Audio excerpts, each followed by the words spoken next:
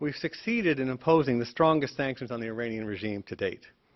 Here in the United States, we worked with the Congress to write and the President signed the Comprehensive Iran Sanctions Accountability and Divestment Act, CISADA.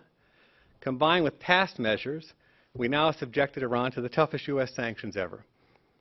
We have since used the various authorities provided in this act to get international firms out of Iran's oil fields and banks out of its financial sector. Internationally, we have succeeded in building a broad and deep international coalition to hold Iran accountable. President Obama personally and repeatedly is engaged with his foreign counterparts, including the leaders of Russia and China, and that just as late as a week ago Saturday in Honolulu during the course of the APEC conference, and lengthy bilateral meetings both with President Hu Jintao and President Medvedev.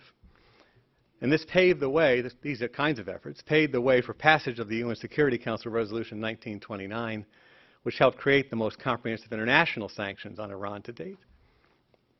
We've worked with allies and partners to build on the UN sanctions, and those of you in the room I see have heard me describe this multi-layered effort that we've put in place with the UN Security Council as a base. The European Union has imposed strong measures against Iran's financial, banking, insurance, transportation, and energy sections, as well as the Iranian Revolutionary Guard. South Korea and Japan, two of Iran's major trading partners, have taken action to limit commercial activity and financial links with Iran.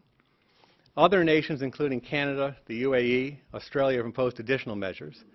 And in a very significant step, following the adoption of Resolution 1929, Russia canceled the sale of the S-300 sophisticated and long-range air defense missile system to Iran.